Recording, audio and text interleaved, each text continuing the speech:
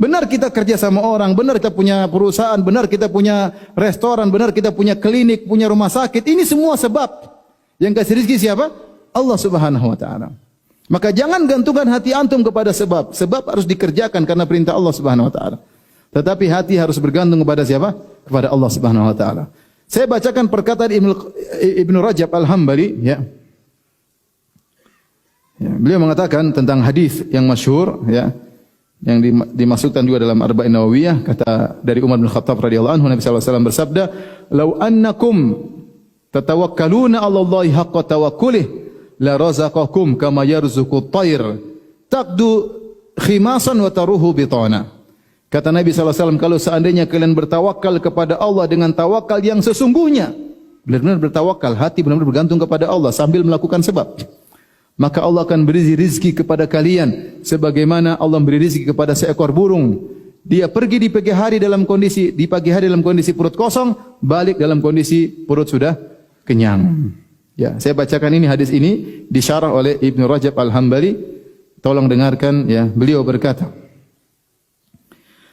"Wa hadzal hadits aslun fi tawakkul." Hadis ini adalah landasan dalam masalah tawakal. Wa annahu min a'zamil asbab allati yustajlabu biha rizqu, dan tawakal adalah termasuk sebab terbesar yang mendatangkan rizki, ya.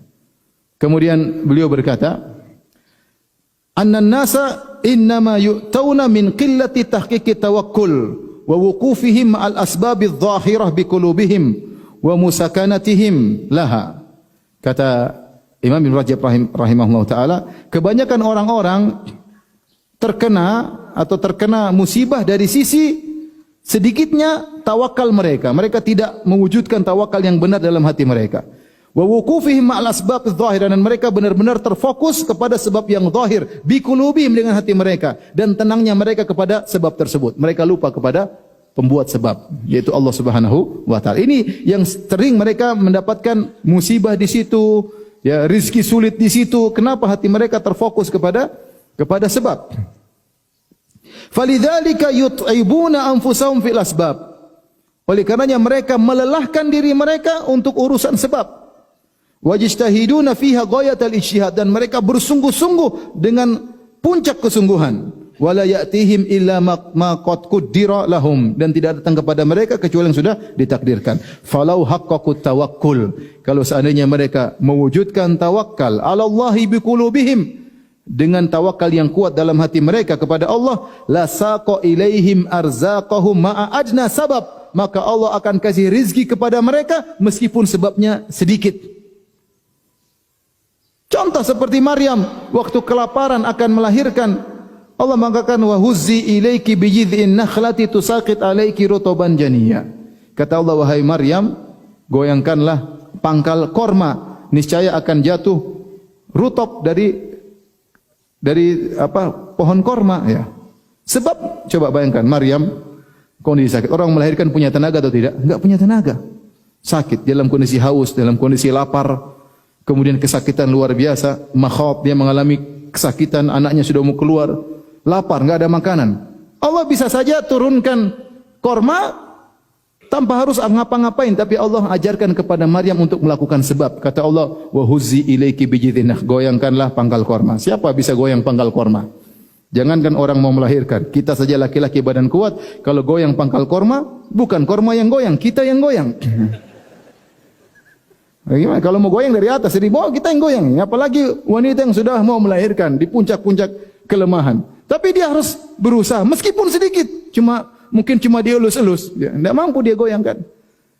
Ya, tusaqit alaiki rutuban janiyah. Maka Allah turunkan korma tersebut. Maka kata Ibnu Rajab Al-Hambali, kalau orang tawakalnya tinggi, sebabnya sedikit, tapi harus menempuh sebab, harus, bukan cuma diam nongkrong di rumah. Ya.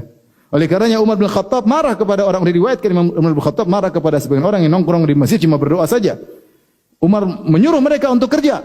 Laqad alimtum anna as-samaa'a la tumtiru dzahaban wala fiddah. Kalian ngapain di sini? Kerja sana. Kalian tahu memang rizki di langit, tapi langit tidak menurunkan hujan emas dan perak. Cari. Harus ada usaha. Usaha disertai dengan tawakal yang tinggi. Usahanya sedikit, rizkinya banyak.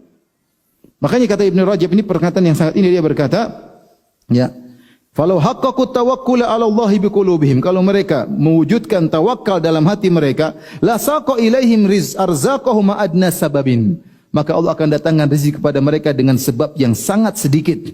Kama yasuqu ila at-tayri arzaqaha, sebagaimana Allah berikan rezeki kepada burung-burung, bimujarradil ghudu war rawah, padahal mereka cuma terbang di pagi hari, pulang di sore hari. Wa huwa nau'un minat talab, dan ini adalah bentuk usaha, wasa'yi lakinnahu sa'yun yasir, tapi dia usaha yang ringan. Burung enggak punya akal, cuma terbang-terbang, tahu-tahu Allah kasih apa? Rezeki. Nah, antum Masya Allah ya, bisa ngetik ya, bisa WhatsAppan ya, bisa internetan ya, bisa macam-macam, bisa ke sana, bisa ke sini, bisa bicara ya. Usahalah, berusaha. Yang salah karena kurang apa? Kurang tawakal. Kurang tawakal. Ada sebagian orang berusaha pagi sampai sore, ngelembur, subhanallah. Kalau bisa hari dijadikan 30 jam, jadikan 30 jam. Berusaha. Kerja 24 jam sehari, Masya Allah. Kerja. Bahkan telepon nggak boleh mati. Kapan telepon dia bangun? Ya, siap bos, subhanallah. Kita lihat rezekinya biasa-biasa saja. Ada yang satu, ya kerja, waktunya pergi ke masjid, subhanallah, Allah kasih dia rezeki yang banyak. Tentu ada rahasia di balik itu, ada sebab-sebab yang dia lakukan yang mungkin kita tahu atau mungkin tidak kita ketahui.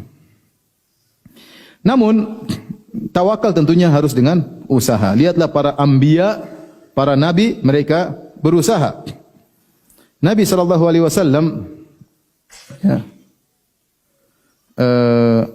berkata dalam Sahih Muslim tentang Nabi Zakaria, Inna Zakaria alaihissalam kana najjaran. Nabi Zakaria adalah tukang kayu, kerja dia, tukang kayu, ada usaha, rezeki Allah berikan. Ibnu Abbas radhiyallahu anhu diriwayatkan dari beliau berkata, kana Adam alaihissalam harrasan. Adam alaihissalam kerjanya dulu bercocok tanam. Wa Nuhun najjaran, dan Nabi Nuh adalah tukang kayu. Wa Idris khayyatan, Nabi Idris alaihissalam adalah tukang jahit baju. Ya, konveksi kalau kita. Tukang jahit baju. Wa Ibrahim wa Lut zari'ain, dan Nabi Ibrahim, Nabi Lut zari' itu punya sawah seperti gitulah, punya ladang. Ya, bercocok tanam. Wa Salihun tajiran, dan Nabi Salih adalah pedagang. Ya. Wa Daud zarradan, Nabi Daud kerjanya dulu membuat baju perang. Dia kerjanya membuat apa? Baju perang. Wa Musa wa Syuaib wa Muhammad sallallahu alaihi wasallam ru'at. Adapun Musa, Syuaib dan Muhammad mereka pernah menggembalakan apa? Kambing.